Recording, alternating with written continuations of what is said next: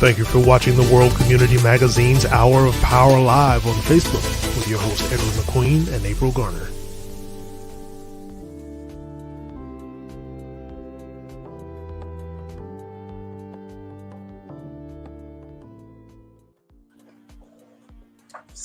Somebody said live, right? Real live? Yes, we are.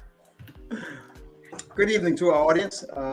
Welcome to the World Community Magazine, WCM Live. We make it short. I'm your host, Ed McQueen. Of course, co-host, Sister April Garner, Sugar Hill. All day. All day. Don't forget. Okay. So April, you know, this is a critical time of the year, and we take this time of the year very, very seriously, especially at the upcoming elections.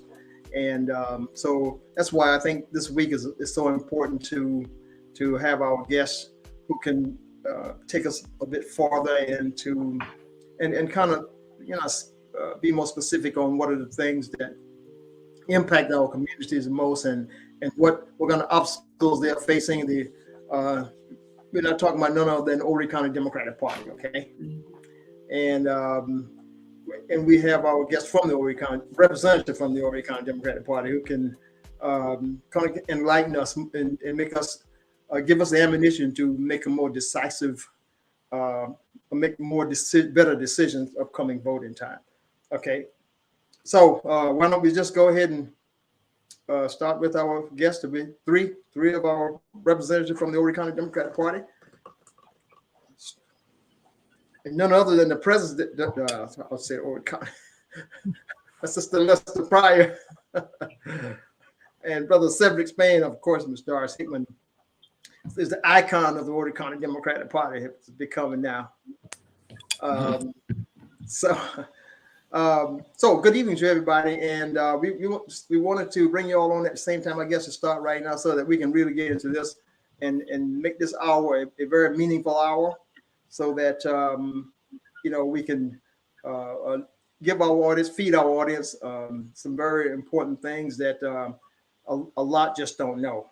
Okay, don't know. So can we start with our illustrative president, Mr. Lester Pryor of the Horry County Democratic Party? Yes, I'm Lester Pryor, the chair of the Horry County Democratic Party. Okay. And this is a very critical time in Horry County. It's time for us to use our voice, and our voice is our vote. And the Democratic Party has, for this year, especially, COVID last year put a damper on our efforts. But this year, we're trying to reach out and engage, educate, energize our voters, so once they cast their vote, they can become empowered. It's important that our voters do not become apathetic and stay away from the polls. We can make a change in Horry County if we get out and vote. I believe if you don't use your voice to vote, you have no right to complain. You have no right to not be effective in your community. There's a municipal election, there's a state election, but we have viable candidates this year. A newly district was District 61. Ashton Pearl is our candidate there. We have Ryan Thompson, Ernest Carson, and Daryl Scott. In the state office, we have Joe Cunningham, we have Lisa Ellis, we have Crystal Matthews, and others. So it's very important that we want our voters to know who our candidates are. Absolutely. And make sure that we know their platform. And one thing I would like to stress to your viewers and your voters and the listeners is that we need to stop being one-issue voters. You may not like the right to choose, or you may not like LGBTQ rights, but you would want affordable housing. You do want affordable health care. You do want a living wage. You do want quality education for your family. And those things are important. A lot of times we only vote, well, I don't like this because I don't believe a woman has the right to choose. And I believe that with women being angry, we should remember in November that they're taking away your right to choose. And everybody may not agree with that, but it's a personal. I believe it's personal that we need to be able to choose what to do with our bodies. Men don't have to be regulated in their choices of how they do. So I think it's important that as the Horry County Democratic Party, we're trying to endorse our candidates, support them financially, and by going to the polls and voting. So I would like to say my last little piece. Remember that your voice is your vote. They try to steal it. Please don't let them steal it this year. Please go out and vote. We have early voting here in South Carolina. This is the first time. It's not called absentee voting. It's called early voting. It begins on Monday, October the 24th at 8:30, and we last until 6 p.m. You can go to the county voter registration office, Ainer Town Hall, Carolina Forest Library, Grand Strand Senior Citizen Center, North Strand Recreation Center, South Strand Recreation Center, and Lord's Public Safety Center. Those are the facilities that you can use to early vote. There are other things. You can go to fcvote.gov and get information. So please, I'm asking everyone, especially in the state of South Carolina, that we need to utilize your voice, vote. Thank you. So I guess I'll hold my questions until, I don't know about you, April, you can jump in at any time, but I'll hold my questions until I guess all of you have spoken, I guess. Okay. So we'll give deference to. I was just going to say, Brother Edward, I know Ms. Lester, our Chairwoman Lester, she, started the broadcast off by talking about our voice, our voters, our voice, and raised some very important topics that are a part of the narrative and the discussions in society today. And I just want us to kind of slow down for just a second before we go into, each person or hear from each guest tonight, so that our audience can really understand the purpose for the Horry County Democratic Party being here this evening. And it is about, of course, talking about the importance of voting, and which we talk about every single election, whether it's midterm or general election or whatever the case is.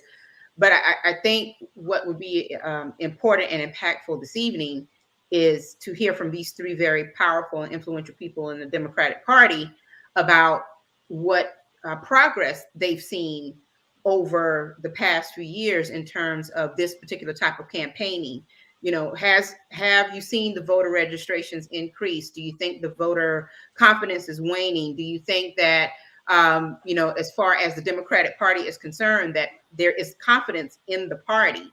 It's one thing to have a slate of candidates, probably all of which we have no idea who they are or what their platforms are all about. And like Mr. Lester says, it's important to know who the candidates are and what their platforms are all about. But from the standpoint of what the Horry County Democratic Party is doing to pretty much support them all as a party, what do you think is happening now with the Democratic Party? Are we gaining strength? Are there some weak and leaning areas? And before we get into who's running and what we need to know, what exactly does the party need to know, meaning the party at large, the people who are voting Democrat? What do we need to know about what is really happening within the Democratic Party? Well, I believe in the Democratic Party. One of the things that we're trying to do, and again, COVID last year put a damper on a lot of our events. But one of our events especially was important, was Engage or Read. And that was where we could go out and do the community and let our voters know that the Democratic Party is alive, well, and living. And that we were going out to reach out to our voters to let them know we're here to assist you in anything that you need. And that means knowing that about the county offices, the city offices, municipal elections, anything like that. We have a voter's guide and other things to help our voters know what is happening within the Democratic Party. And I thought that was very vital, that we need to educate our voters. We need to let them know that Horry County Democratic Party is alive, well, and living here in Horry County, and that we do have certain things that if you need, we can help you assist, especially about registering to vote, making sure that your voter card is complete. You need to make sure that your registration is acceptable and legal, and etc. And I think the Democratic Party has made gains in that area. We have a dynamite voter protection committee that is also working within the community, and we make contacts within the community. And I think that was important. Okay. All right. Ms. Doris or Cedric, you want to add to that? I would just like to say good evening and thank you for this opportunity to be here so we can share with our listening voters and the public what we stand for. I'm a state executive committee person. I work with the state which coordinates with our local party. Voting is very essential to our lives. It manifests itself and from birth to death.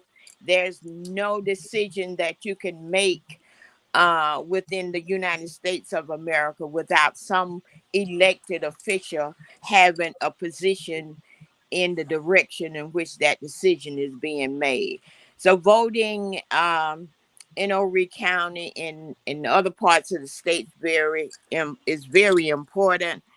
I am going to be working with GOTV, getting out the vote, where we will be organizing, and we have different persons working within different areas in order to be able to get the vote out. It is critical. We are facing difficult times. The state election commission, they have changed many things, and it hasn't been a positive change, but we realize from past elections that we always have to be mindful to be ahead of others who think they are planning for us and against us. So we stay abreast of what it is that we should be doing. And with GOTV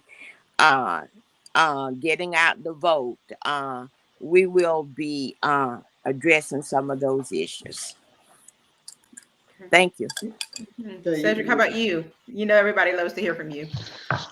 Oh, thank you so much. The World Community Magazine. Thank you so much for having us on this evening. As first stated, one of your questions, what type of progress over the last few years? We've made some progress, but certainly, as I said, through COVID and all, as we see trend, seems almost sometime we're regressing as a party, getting people to get involved, the enthusiasm. And on all of one thing we find out, and it's across the board, but let me speak specifically tonight since we're here for the Democratic Party. A lot of people, they don't understand the bureaucracy of the party. They hate that part of it. But there is a system of governing that everything that we deal with. And one thing we can say, and one thing I thought we missed our first Vice Chair, Bruce, tonight. He mentioned in our conversation as we were planning for this evening. And one thing he said, and you hear it so often now, everything is on the ballot and everything. And then everything that our life, and regardless of whether people believe it or not, even certain things, when you come down to the local government, your church signs, all of that is governed by, if you're in the city of Conway, it's the UDO, the Unified Development Ordinance. If you in the county, you got to go before the zoning board if you want to do anything. And so sometimes I know people get upset with the bureaucracy of the party. So we lose people, we lose young people because of that aspect of it. They don't like meetings. People don't like all the meetings. They don't like all of that. But I said we're doing well. We have a website. We try to keep up with the media, the latest media trend and everything if they come out with it. But I can say, as we hear so often, a lot of people talk about, when they talk about the Democratic Party and from the African American, the Black community, what are we getting out of it? What is happening for us? We don't see any changes and everything, but there are changes. And a lot of times we have to tell people, you have to get involved.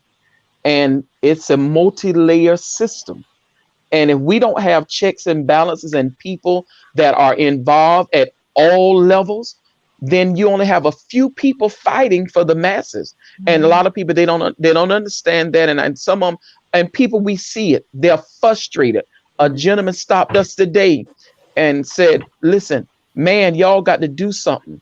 Our rent on a 2-bedroom in Myrtle Beach is going up to $1,300 a month. They went from $450 and right now getting ready to go to $1,300. $450 last year. And when the owner sold it. And why am I bringing that in? So then people say, what is the Democratic Party doing? And that was the question the gentleman stopped. I wasn't even coming out another building. And so when we explained to them, that's why it pays for us to have people elected to office. people sitting on not just elected, we forget about all the local boards and commissions that we failed to have representation on and everything. So when you ask the question, and then what is I think it was the strength and leaning, we're lagging in getting people to get involved now because they figure, oh, it's nothing gonna change. My vote won't make a difference. And all of these years I've been voting in the Democratic Party and I don't see it working for my good. But I shared with them, and I said it the other day in the post, someone is going to be elected in November. And we need everybody on board.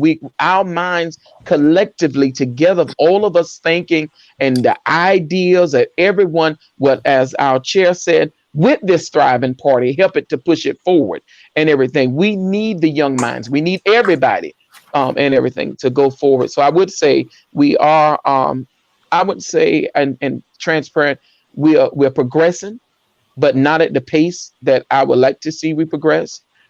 We don't have the involvement from the youth of the community and everybody getting involved that we thought that we would like to see involved. But I want to say with them, and I say it so often, people go online to Amazon, people go online to do what they want to do. We are online. We are on social media. We have a very engaging communications team, and we're always reaching out and asking others to come join us because we need your ideas on how to make things better, how to reach out to more young people. And the young people told us a few months ago, y'all need to get on TikTok. Well, we got to have some bodies to help us with the TikTok that understand TikTok and everything. So we're trying to do it, but I can tell you our communications committee, they are maxed out with all these social media pages and trying to keep up daily because, you got to make so many hits a day to stay relevant and everything. So I say we can do better and everything. We just need the bodies. We need the people. And in order to make this work, it's all of us together. And I would say again, someone is going to get elected in November. And that's probably more for the conclusion at the end and everything. I would hope that we'll make the best choice and the right choice and be very wise in our decision making. I'm glad you brought up those points, Cedric, because meaning about the young people and their involvement, it is so hard to gauge their level of interest, meaning it's either there or it's not. I don't know that there's any in between with these up and coming generations, and they're very bold and very direct about what they want and what they don't want, what they have the time for and don't want to make the time for. And I can imagine that it is quite a challenge to get the young people, at least the voting population, and even we really need to get even younger people involved before they are eligible to vote, so that they understand, the process when it's time for them to vote. And of course, all of that goes back to their influencers and the different things that are not in place to help with that. There's no real discussion or study of democracy to the point of voting and the importance of voting, anymore in the schools. I don't think, no. Not at all. And so, once upon a time, we at least knew what the levels of government were and what they did. Now, I don't even know if the students know that, but, so it does make the jobs that you all have much harder to do. And as you talk about the different issues that are now on the hot seat, LGBTQ rights and affirmative action. Of course, now we already know what's happened with Roe versus Wade, and there's so many other things that are going to be challenged over the next few years. I'm sure it's even more difficult for any candidate who's worth their weight in salt to figure out how they're going to chisel through all of that and make an impact and gain the confidence of the voters. And so when it comes down to the candidates who are now on the ballots, how many new candidates do we have, like brand new to politics? Just, for whatever reason, they decided to get involved with politics and now they're running for office. Can you all share that with us? All of our candidates, I guess the chair would probably. All of our candidates here in Horry County are brand new. They saw the need to get involved, and Ryan Thompson is the youngest, most recent graduate, I think, of College of Charleston. The oldest is Mr. Ernest Carson, out of the Burgess area and all, but but all four of them, even Daryl Scott running for U.S.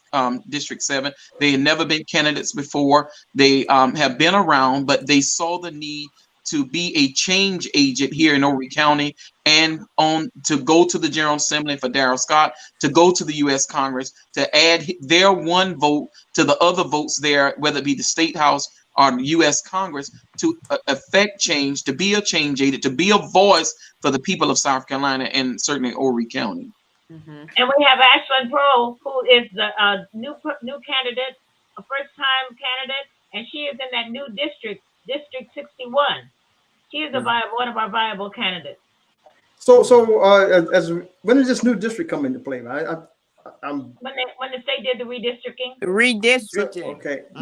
So, can you give us a little bit about this particular district in terms of the demographic makeup? Well, I know part of it is the Forest Brook area. District 61 is part of the Forest Brook area. Right. I can't tell you much more than that, but that's what I know, and maybe.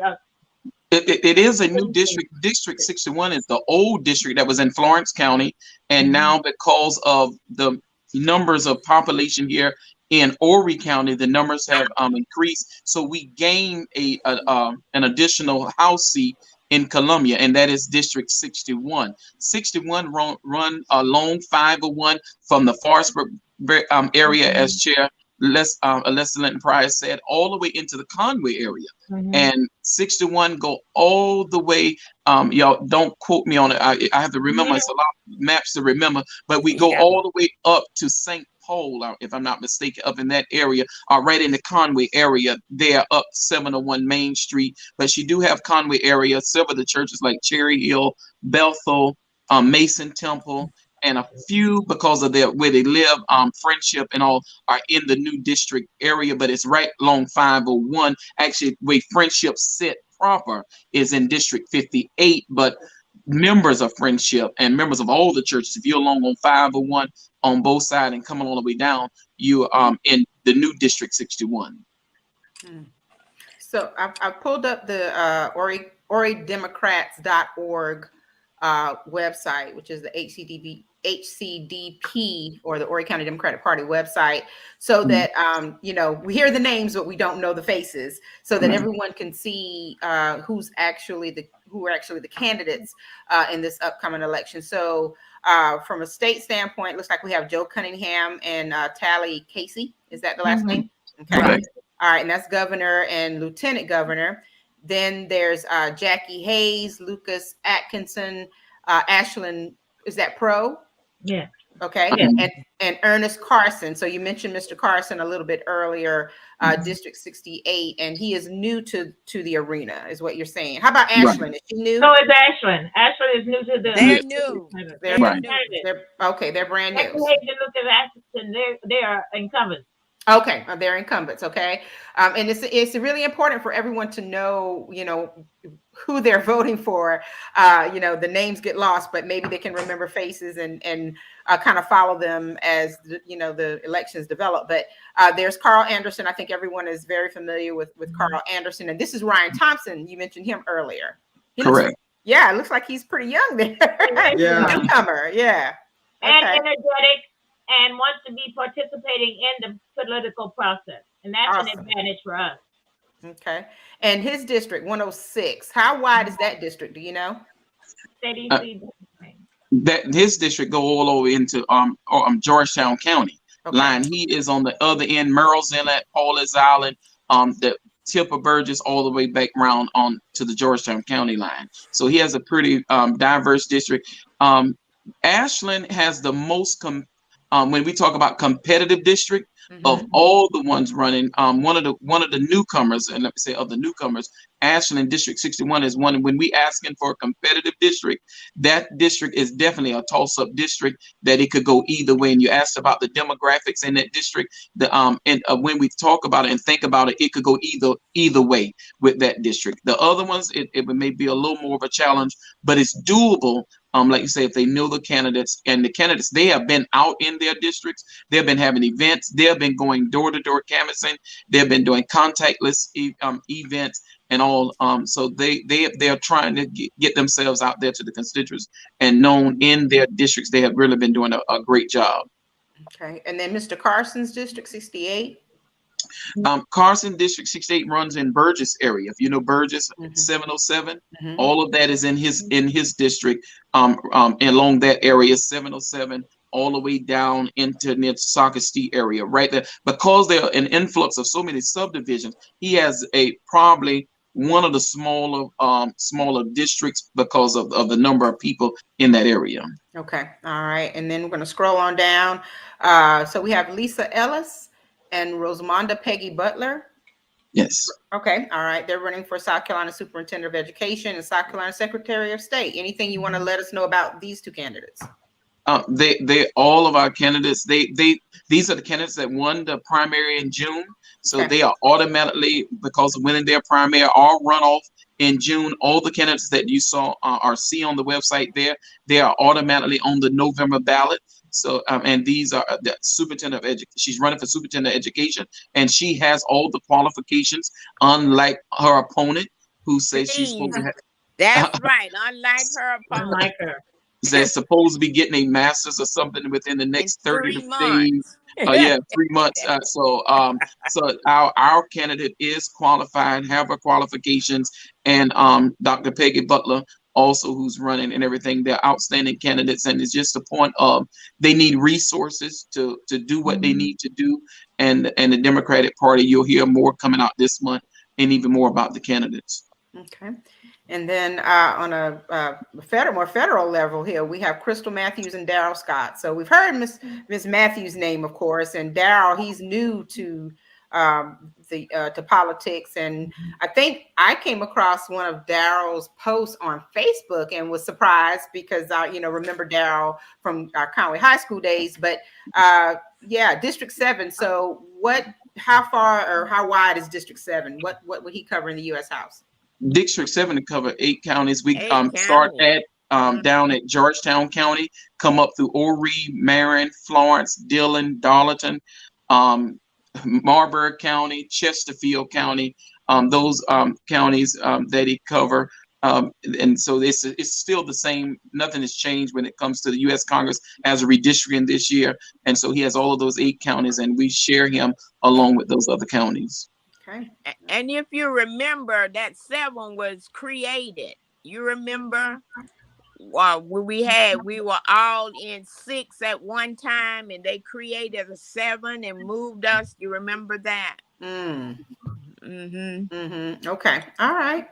Okay. Well, Brother Edward, this is some very intriguing information, and it's good to see the diversity in the candidate lineup, and I'm sure you all are pleased with that at this point. Yeah. Yes. Yeah. I agree with you, April. This diversity is making sense there. Now, are we having any issues that need to be overcome? For example, like resources. All candidates have resources issues, but are we? When I say we, I mean, are you all the Democratic Party? And with its candidates, how are things in terms of funding there? Do you know, is anybody in dire need? Or all of them. They need all not only money, resources. They need bodies, as what April talked about. Electrifying people, because some people are still afraid of COVID. The monkeypox out and going door to door canvassing. So not only do we need resources as the money, we need boots on the ground, that grassroots, and they can't do it alone. So they are pleading not only for the money, they are pleading for people to come out. And then a lot of things we do now, we call it, because of COVID, we learn about technology. It's called virtual phone banking, which we've had it for a while, and contactless canvassing. You can even canvass virtually now. Right. and everything. There are so many mechanisms that are put in place, so they do need the resources and they need bodies. So again, go to the website. They have their individual websites and everything, and just sign up. Even if you go to www.orrydemocrats.org and even sign up there, it would then someone would contact you. We just need help. We need your help in all arenas. May I say something? If you can't canvass a virtual canvas, we do need phone bankers where we call and contact our voters directly. So that's also available to anyone that would like to volunteer. And we need phone bankers to make sure that our people get out and vote.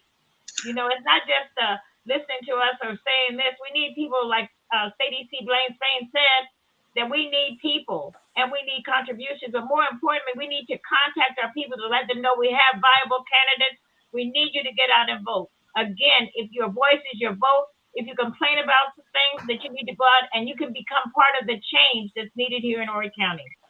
And we are stressing that you need to vote early because of the different tactics that are being employed by the other party. You need to vote early. Okay, so I know there are limitations even on early voting. So can you kind of give an overview of so that the audience would know if they desire to vote early? You know what? Our early voting starts on Monday, October the 24th through Saturday, November the 8th. It's closed on October the 30th, however. Fifth. The facility is open from 8:30 a.m. to 6 p.m. And that's our early voting. And they have on our website, you can see the early voting locations.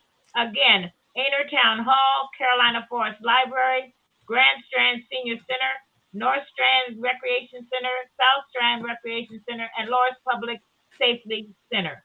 Those are the facilities where you can go to early vote beginning October the 24th through Saturday, November the 5th.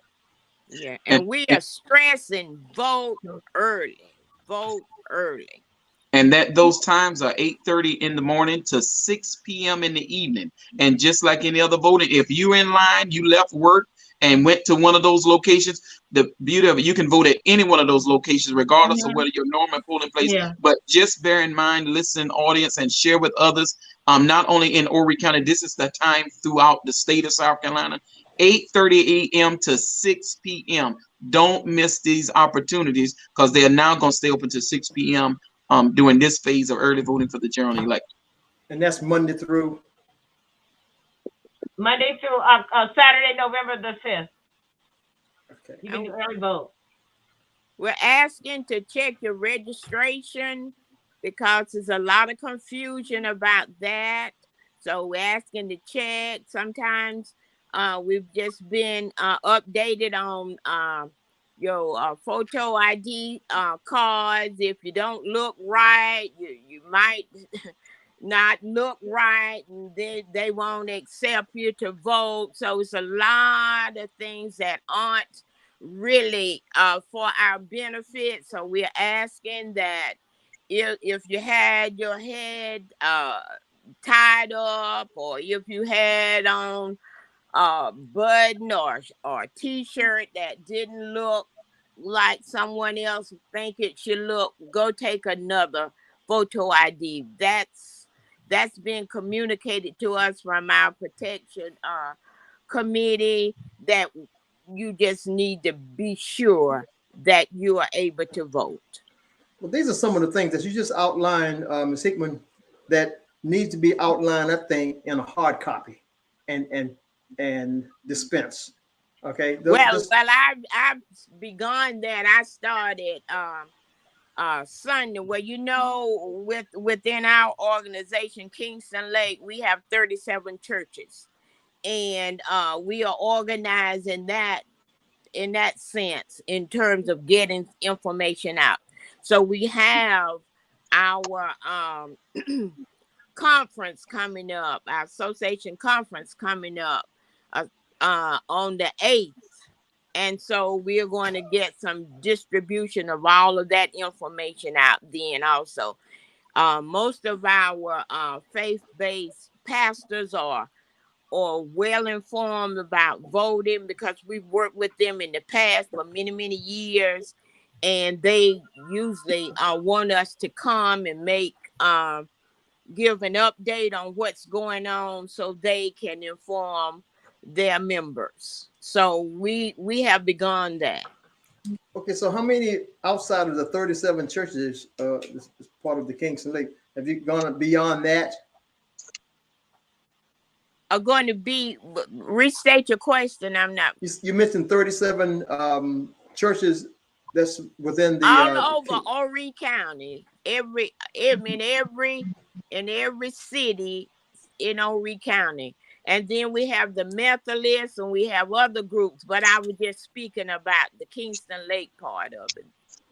Okay, but for sure, the Methodists are being touched by, you reached out to the Methodists also. Oh, yes, yeah, okay. Definitely, yes, indeed. Cedric can allude to that. Yes.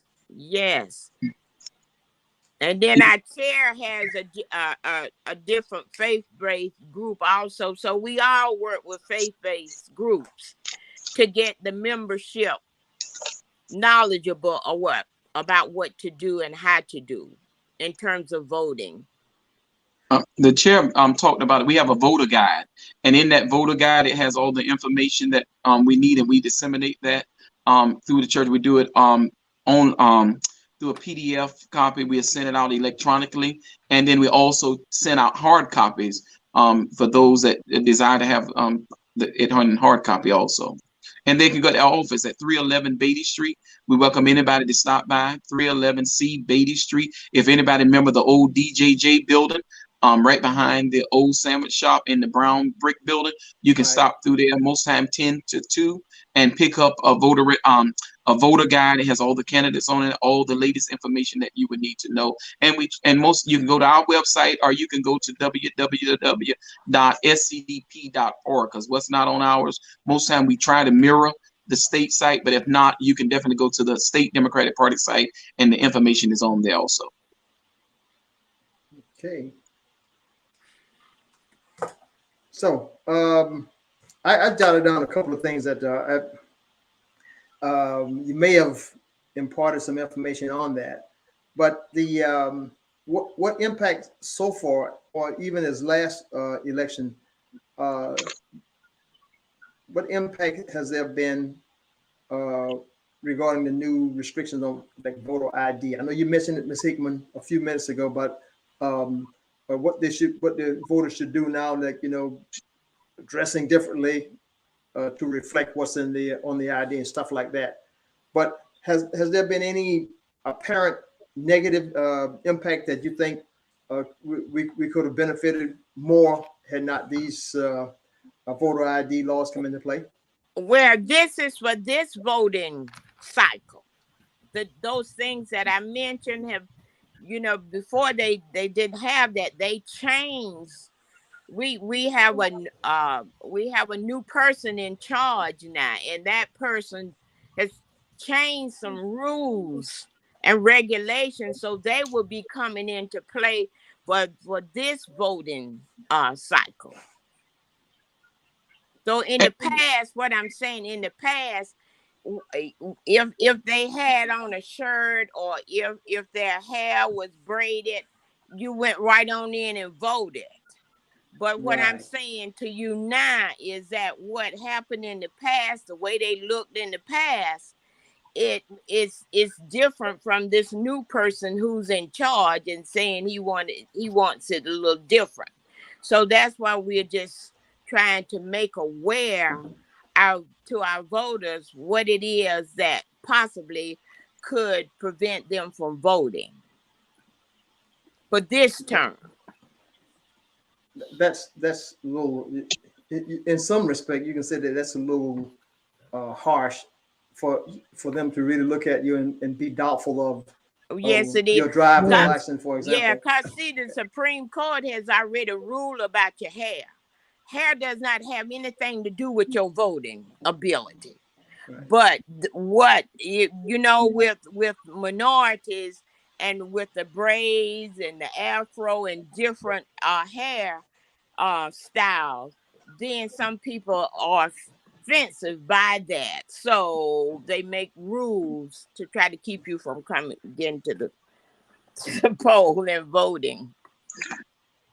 And we saw that in June with some of the things, as we know that over 400 new voter ID laws have been implemented across over 39 states since the 2020 election. And that is, and as Mrs. Hickman referred to, we saw some of that in the June primary, where people came in, and we know we don't look like our ID unless we just upgraded it within the recent. And some of the tactics also that we got to be fully aware of, that they're archiving people now after 2 years. So if you haven't voted in 2 years, it's a possibility, and not being a regular voter, that they have been archived and everything. And so we have to be careful of that. And like you said, all the tactics. And another thing, Brother McQueen, this is April, what we encourage our electorate and people in the community is to go out and be poll workers. One thing we have saw in the last few elections, has been an influx from the other side of the aisle. Let me say that. And these type things that we ran into in June, where a young lady, and even it was a Caucasian gentleman, and it talked about in that new policy about tattoos. The lady said, "This is not the same man, ma'am. This man presenting to you a driver's license to come vote." And the lady in South didn't even want him to vote because she said he was imposter. So this is the thing we having to deal with. One time in our communities, we knew who all the workers were in our precincts. We go in, we knew in Jamestown, Miss Odine Oliver and others that for years have worked. And then when the older ones, and now with COVID, a lot of them are afraid to come back out and everything. So this is another thing, Sister April, when you talk about the young people getting involved and getting others from the community involved, this is what, because no one know your community like you. And see, the time when we had problems, Miss Odine, and even now some of the ones and some of the folks that know, like, no, I know them. That is that person, ma'am. Because we have seen the infiltration of, I want to say the Trumpsters, but we see it. And I'm telling you, it's a problem when they're turning around students from Coastal, from Horry, Georgetown Tech. The things we go through at these polling places over voting. And now because they think somebody's stealing the vote, and they calling it now in South Carolina election integrity. They're all about election integrity. We only had in the last 20 years one person with voter fraud, and that was somebody from the other side of the aisle. So there's been no to implement all these rules. But the fact of the matter is, we didn't have the numbers for the Democratic Party, or even within their party. They didn't have enough of them to stand up against this foolishness. So a lot of things they implemented, even when it comes, and while we own it, right now, you cannot even turn in over 5 absentee ballots. You can't even request over 5 absentee ballots. And now it must be an immediate family only. So when you talk about souls to the polls and going out there like we used to, you go to the nursing home, you go to the jailhouse, you go down to your neighbor and say, "Oh, Miss Millie, I'm going to help you with your voter registration." No, you can now stand to go to jail. That's it. It must be immediate family only.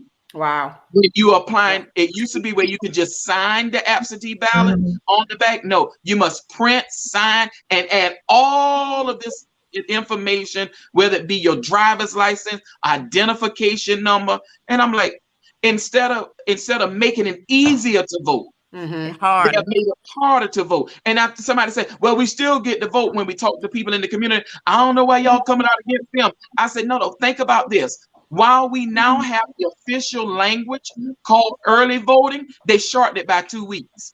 So if we want to have early voting, why we still can't have 30 days of early voting? You gave us the language early voting, but you took 2 weeks from us of voting.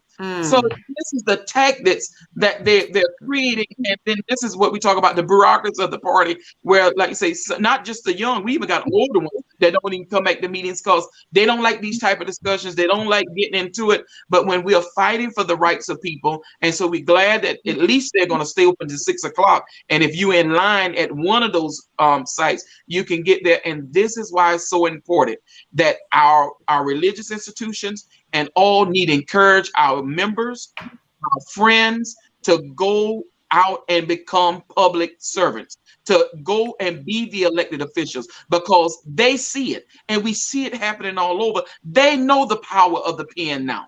Striking language, adding language. And so now when you go in, if you got a tattoo on the side of your face, they may say that don't match your ID card. They may struggle with trying to vote.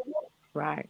And see, there used to be a time, as Cedric has said, and we're talking, this change is recent, where you knew the people who were working in your precinct, but now most of the precincts are being staffed with the opposite party. Now that's difficult. That's very difficult. And a lot of, and I'm just gonna be frank. Y'all know me, Sister April. Our black churches say, "Oh, we're not getting involved with politics," but all of the white churches around here, they sending their members to go be poll workers. They sending their members to work the polls, and they talk, "We not into politics." Churches, yes, politics. They are. You elect moderators, you elect bishops, you elect all members of the church, and then we don't want to get involved. Then our members are suffering. Our members are getting poverty wages in Myrtle Beach. People are being pushed out of their home.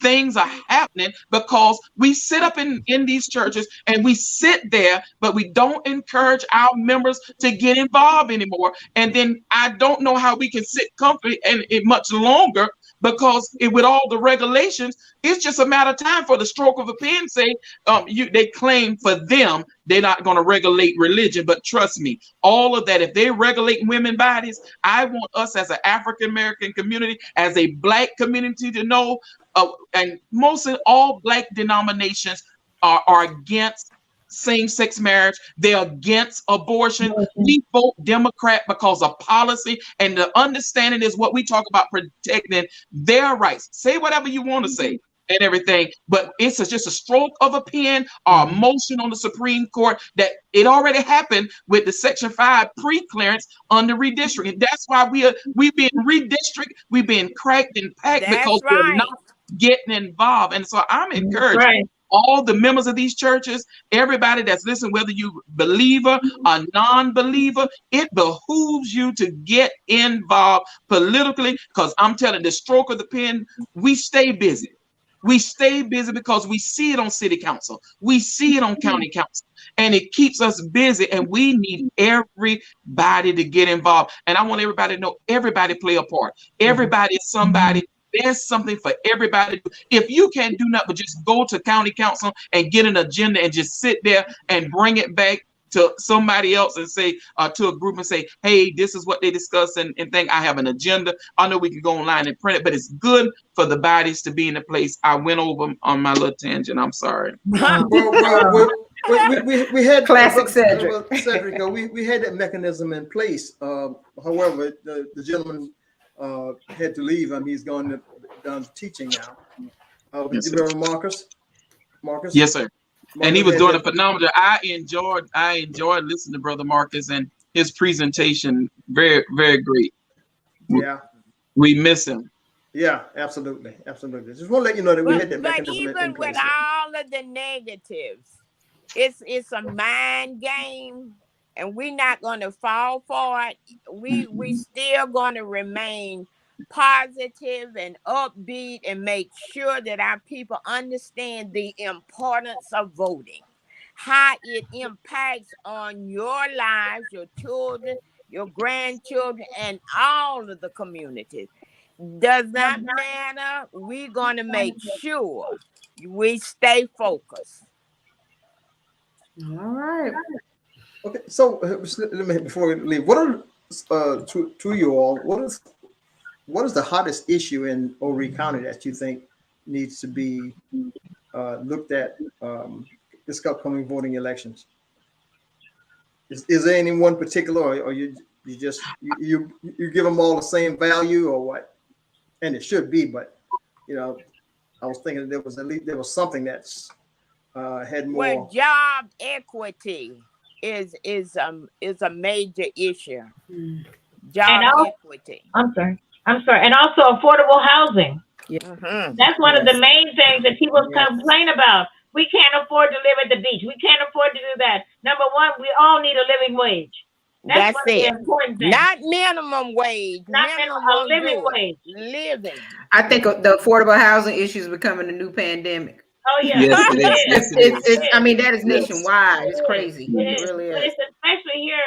There's so many people that can't even afford the little bit of housing. Mhm. And then there are people coming down from the north with their salaries and stuff, escalating the prices of housing. The interest rate is going up now continually. Yep. You know, so it's important. Affordable housing, affordable health care. Those are two things that are very vital in this community. Yes, And- and, and you it- got to have a job with a wage that That's you right. can afford. That a job, not $7 an hour, No, $8 an hour. No, that won't. You really not doing anything with $7 an hour. I was And talking to a young lady, and she But I said, Mrs. Pryor, it's not that I don't want to work. I make $400 a week, and child care is $225. I cannot afford to go to work. So that tells you we need a living wage so these parents can go and not have to work 2 and 3 and 4 and 5 jobs to make sure that they can have even afford to pay to go to work. Okay, that's it. And education is also on the ballot. If we saw what just happened at Horry County schools with them adopting a resolution against CRT that's not even taught in the schools and all. And so when we think about people with their jobs, teachers having to be careful. When we think about celebrating Reverend Dr. Martin Luther King Day, Black History Month, Juneteenth, now they're on pins and needles now in the school district to make sure they don't say anything, don't put up anything that may look like CRT. Come on, people. And then when I hear our people, our Black people, well, I support that. I'm against CRT. I can, it's like, I can't believe this because we are not educated enough to say that we're against this and we're against that. And I know I'm going to go on a limb now to say something that when I told some of the brothers in the community, when they talk about they are not into certain this and certain that, I said, no, you into it, but you're into it for yourself. You into it because you get paid. And I said, and if you getting paid, it's kind of remind you of someone of the evening when you say that man pay you and everything. So, you know, so when you sit up there talking about you not know, we get, as they say, they get paid and we get paid. And I'm tired of us getting played, whether it be in the South Carolina General Assembly, regardless of Democrats, Republicans, and all. And we don't care if you're Democrats. If you're going to be in there, if you're going to be a public servant, be the people's servant. Be the voice for the people. Do the people's business. It's not about us out there trying to get dollars for ourselves or make a living for ourselves. We are out fighting for the people. And that's what it's about when you go, whether you're in locally or whether you're going to club. But we see now what is driving Horry County and what this new referendum that's going to be on the ballot in 20, you see they moving it all the way to 2024 is Ride 4. If Ride 3 is taking Black women out of their homes, they're being aborted from their homes. So guys, oh, I'm against abortion. I said, no, you're not, because you're not concerned about Black women losing their house prematurely. So you're not, you only against certain abortions. Because if you were against abortion, you'll be fighting for the Black women in your community that's losing their homes before death called them. So you're not against abortion. You're against certain abortions, and when it pleases you, when it suits your fancy. No, we got to fight for it. We got to come back to a sense of a community. But it's like me, myself, and I have mine. I can care less with you. But I want people to know in 2024, they got Ride 4 coming on Horry County's referendum. And they put it that way because they know in a presidential election, everybody gonna run and vote. And if you don't understand it, you just gonna vote yes on a referendum or vote no. It's a tactic to get you to vote yes. Then the next thing you know, Cedric, man, they sent us a letter. We getting ready to get a road through our house. Well, you voted yes. So, And abortion, killing babies. What did they say about shooting out Black men in the back? Those somebody's children. Hallelujah. So I knew we're kind of running out of time here now. I only got a minute or so. In fact, we don't go over. But you see, we can get heated. Yeah. It can get heated. It's going to get heated on the next go around. Heated on the next go around. And on the next go around, we'll talk about Ride 4. Okay. So look, it's been, Doris is tickled. We're serious here, Mr. McQueen. We serious. well, that's why we want you here because to want the people to know that you all are serious. Okay, serious about this is a serious issue. Yes, Yes, it it is. This is a serious issue. This is nothing to play with. No. Everything is on the ballot. Everything is on this midterm ballot. Everything. Our whole lives. Okay, so all right, so look, it's been very informative, and April can back me up on that. I think this has been one of the most Very really informative shows that and we've colorful in more than one way. had. Yeah, absolutely, and That's right. Ah, and goodness. you guys are welcome to come on at any time, and because this is really important for the community. I mean, all of our guests that we've had, share that kind of value and importance. But now we're getting down to the nitty gritty election coming time, and I know you guys are doing a hard job over there with what seems to be insurmountable in terms of what is predicted. Everybody's predicting a washout in terms of people getting elected and stuff like that. So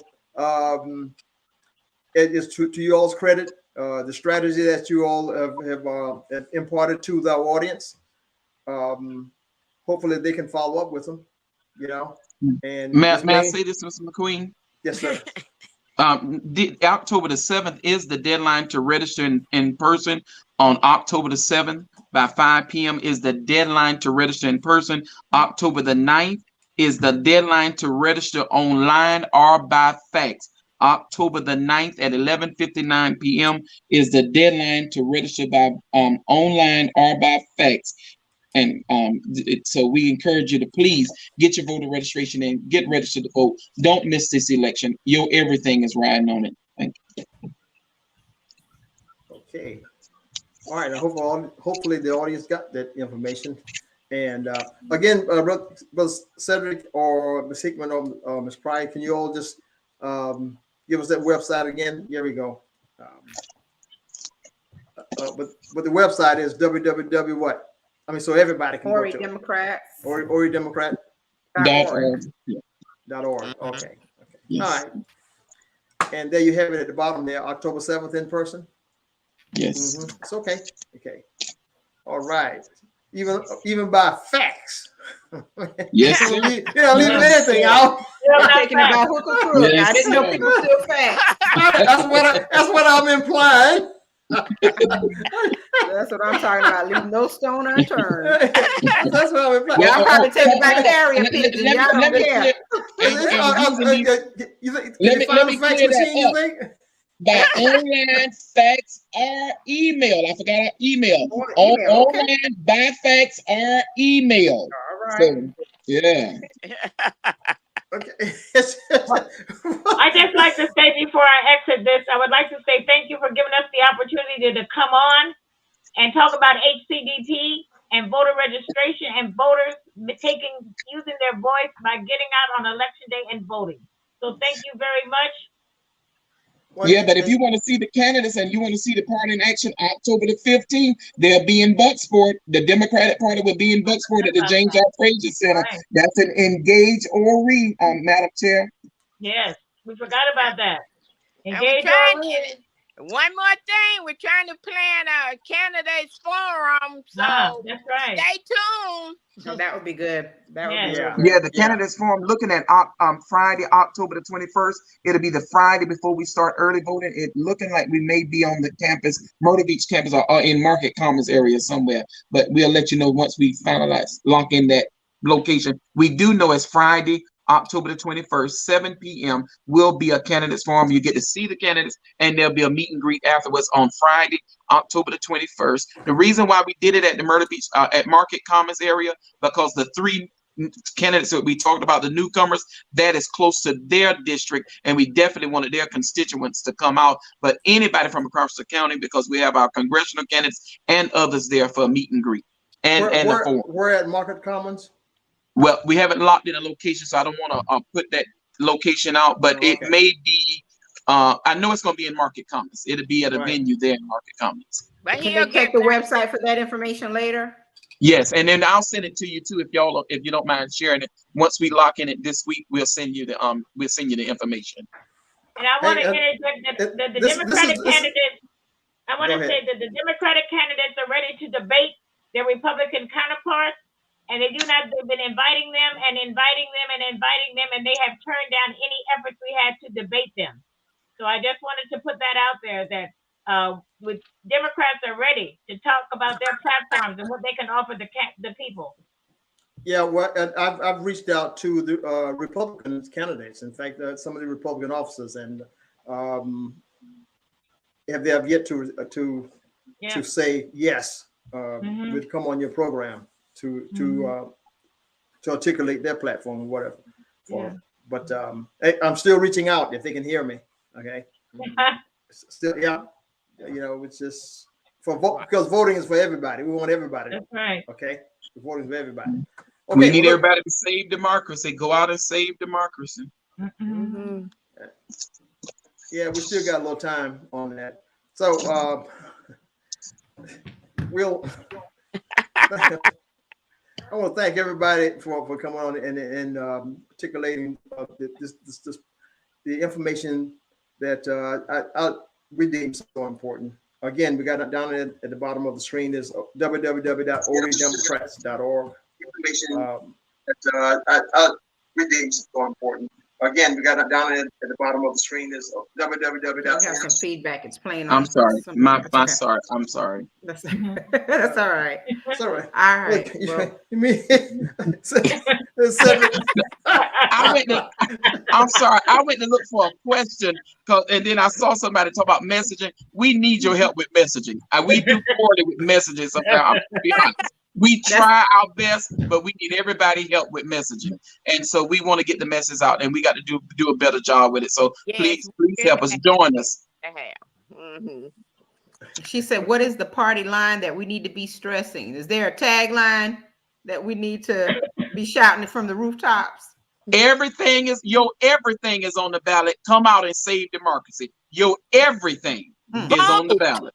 Vote. Vote. Your voice is your vote. There it is, Brother Edward. all right.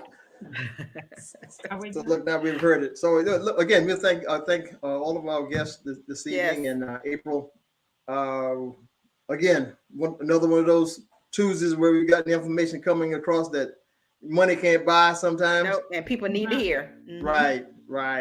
Mhm. And it's what do you go with free, April? Free 99 right here, Free 99. WCM Live.